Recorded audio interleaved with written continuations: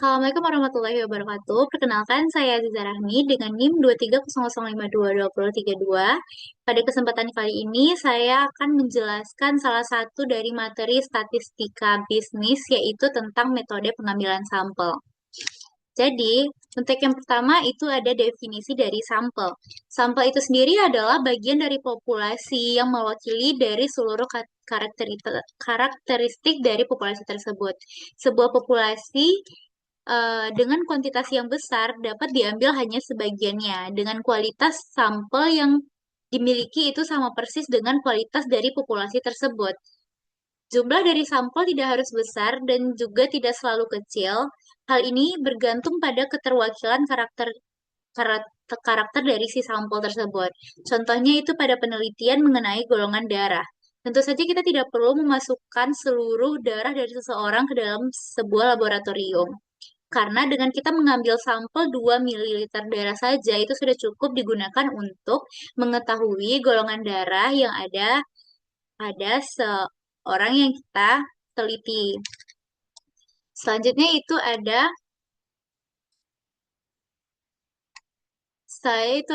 metode dari pengambilan sampel. Adapun alasan yang mendasari dari pengambilan sampel ini itu ada dua. Yang pertama itu ada percobaan yang bersifat merusak. Jadi percobaan yang bersifat merusak ini itu membutuhkan sebuah sampel dan diambil yang seminimal mungkin agar dapat menekan dari resiko selama percobaan dilaksanakan. Lalu yang kedua itu ada masalah teknis penelitian. Pada sebuah penelitian yang bersifatnya psikologis dan jumlah sampelnya itu besar akan menghasilkan data yang lebih bervariatif juga dan lebih lengkap dibandingkan dengan jumlah sampel yang sedikit. Semakin banyak sampel yang digunakan, semakin baik juga. Namun, untuk mengakhiri jumlah sampel yang digunakan, ada beberapa hal yang perlu kita pertimbangkan. Hal ini itu terkait biasanya seperti masalah dana, waktu, dan keakuratan datanya. Jadi peneliti harus pandai-pandai untuk melihat kondisi data yang lagi mereka ambil. Pada saat data sudah jenuh atau tidak lagi menunjukkan perubahan sama sekali, sebaiknya pengumpulan data itu dihentikan karena hanya akan dapat menghabiskan waktu dan biaya. Selanjutnya itu ada syarat pengambilan sampel. Sampel harus memiliki seluruh kriteria dari populasi. Oleh karena itu, pertimbangan pengambilan sampel harus memiliki dua kriteria. Yang pertama itu ada kriteria presisi. Presisi ini adalah pertimbangan mengenai estimasi yang mungkin muncul dalam pengambilan sampel data yang diakibatkan oleh si sampel itu tersebut. Jadi salah satu cara untuk kita bisa mengetahui estimasi dari pengambilan data ini adalah dengan melihat standar deviasi dari data yang ada. Sampel yang digunakan itu harus baik dari segi kualitas dan kuantitasnya. Yang kedua itu ada akurasi. Akurasi ini mengacu kepada sifat dan karakter dari sampel yang digunakan.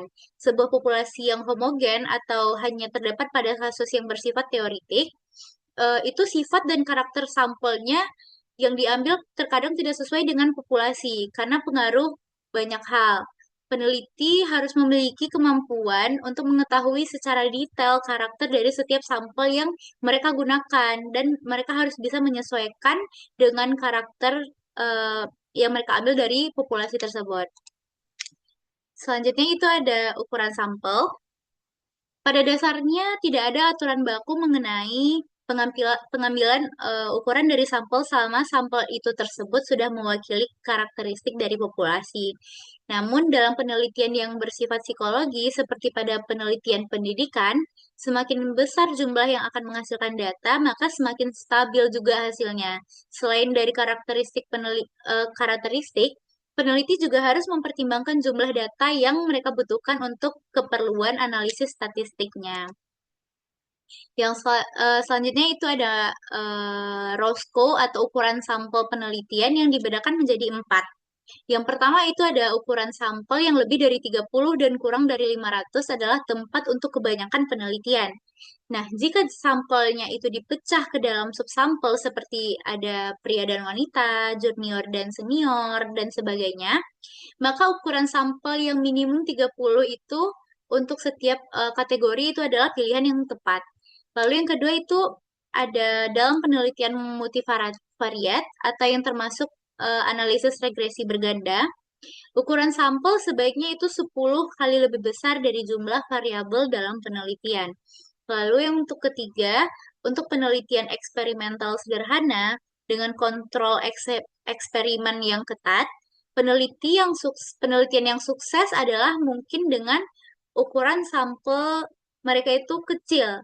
Di antaranya itu hanya menggunakan 10 sampai dengan 20 sampel saja.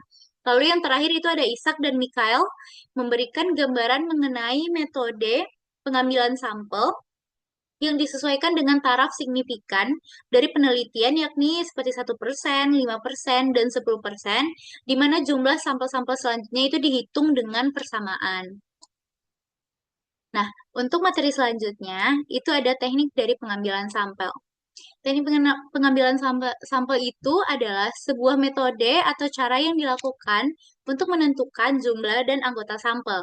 Setiap anggota tentu saja mewakili dari populasi yang sudah dipilih. Dan setelah dikelompokkan berdasarkan kesamaan karakternya, teknik sampling yang digunakan juga harus sesuai dengan tujuan dari penelitian. Nah, untuk teknik pertama itu ada probability sampling, yang mana probability sampling ini adalah teknik sampling yang di mana setiap anggota populasi itu mendapatkan peluang yang sama untuk dipilih menjadi anggota sampel. Nah, untuk yang kedua itu ada teknik non-probability sampling, yang mana itu adalah sebuah teknik sampling yang tidak memperhatikan banyak variabel dalam penarikan sampelnya. Nah, jadi sampel-sampel dari non-probability sampling ini juga disebut sebagai subjek penelitian, di mana hasil dari uji yang dilakukan pada sampling ini tidak memiliki hubungan dengan populasi. Nah, begini gambarannya. Jadi untuk probability sampling itu ada 4 jenis juga, dan untuk non-probability sampling itu ada 5 jenis. Nah, langsung saja kita masuk ke penjelasan yang pertama, yaitu probability sampling.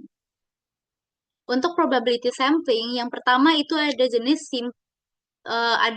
sampel acak sederhana, yang mana metode pengambilan sampel itu digunakan secara acak tanpa memperhatikan tingkatan atau kelompok populasi. Metode ini dipergunakan jika populasinya itu homogen atau relatif homogen. Contohnya itu kayak undian, tabel acak, atau software. Nah, lalu yang kedua itu ada sampel acak kelompok. Sampel acak kelompok ini adalah sampel yang diambil dengan metode sampel acak beberapa kelompok secara acak. Selanjutnya, jika sampel kelompok telah terpilih, maka yang dilanjutkan dengan mendata semua elemen dalam kelompok-kelompok yang terpilih. Metode ini akan jauh lebih hemat waktu dan tenaga, karena tidak semua elemen dari semua kelompok itu harus dicari datanya. Lalu yang ketiga itu ada sampel acak berlapis. Metode pengambilan sampel ketika populasi yang berukuran N dibagi menjadi sub-sub populasi yang masing-masingnya itu terdiri dari atas N1, N2, dan N selanjutnya. Itu tuh sebagai subdata 1, subdata 2, dan subdata 3. Nah, dari semua subdata populasi itu tidak boleh ada yang tumpang tindih. Nah, itu tidak ada boleh data yang sama gitu loh. Nah, selanjutnya itu yang terakhir itu ada sampel acak sistematis. Nah, pengambilan sampel acak secara sistematis ini itu adalah suatu metode yang manakala hanya digunakan oleh anggota pertama dari sampel yang dipilih secara acak. Sedangkan acara anggota selanjutnya itu dipilih secara sistematis menurut pola yang sudah ada, menurut pola tertentu. Selanjutnya itu untuk materi non-probability sampling. Nah, yang pertama itu ada jenis sampling sistematis. Sampling sistematis ini adalah teknik penentuan sampel berdasarkan urutan dari anggota populasi yang telah diberikan nomor urut. Contohnya, misalnya ada anggota populasi yang terdiri dari 100 orang. Dari semua anggota itu diberikan nomor urut dari 1 sampai 100. Nah, pengambilan sampelnya dapat dilakukan dengan eh, misalnya kita mengambil itu nomor urut yang ganjil saja, atau yang genap saja, atau dengan kelipatan tertentu. Nah, jadi dengan dengan ketentuan yang sudah kita tentukan, berarti data yang bisa kita ambil atau data yang bisa kita gunakan sebagai sampel itu adalah data-data yang yang sesuai dengan ketentuan yang telah kita buat. Nah, yang kedua itu ada kuota sampling. Kuota sampling itu adalah teknik pengambilan sampel dari populasi yang memiliki ciri-ciri tertentu sehingga mencapai jumlah yang diinginkan. Populasi dibagi, misalnya itu populasi dibagi menjadi beberapa kelompok, lalu setiap kelompok itu diberi kuota sampelnya dan pengumpulan datanya itu dilakukan secara langsung pada unit sampel pada unit sampel dan penghentiannya itu saat kuotanya sudah terpenuhi. Lalu yang ketiga itu ada sampling aksidental, yang mana itu adalah teknik penentuan sampel berdasarkan kebetulan, yaitu siapa saja yang secara kebetulan bertemu dengan peneliti dapat digunakan sebagai sampel. Dan bila dipandang orang kebetulan ditemui itu cocok sebagai sumber data, dalam teknik ini pengambilan sampel tidak ditetapkan lebih dahulu. Jadi penelitian langsung mengumpulkan data dari unit sampling yang sudah ditemui. Selanjutnya itu ada purposive sampling. Sampling purposive ini adalah teknik penentuan sampel dengan mempertimbangkan tertentu yang didasari atas ciri-ciri tertentu juga yang dipandang mempunyai sangkut paut yang erat dengan ciri-ciri populasi yang sudah kita ketahui sebelumnya. Nah, dengan kata lain, unit sampel yang dihubungi ini sesuai dengan kriteria-kriteria tertentu yang diterapkan berdasarkan tujuan penelitian. Nah, contohnya itu kita melakukan penelitian tentang disiplin pegawai. Maka sampel yang kita pilih itu adalah orang-orang yang memenuhi kriteria-kriteria kedisiplinan pegawai tersebut. Nah, lalu yang selanjutnya itu ada sampling jenuh.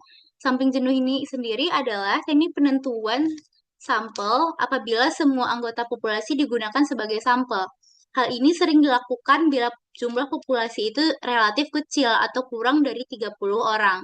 Istilah lain dari sampel jenuh itu adalah sensus, di mana semua anggota populasi itu dijadikan sampel. Nah, dan untuk yang terakhir itu ada snowball sampling.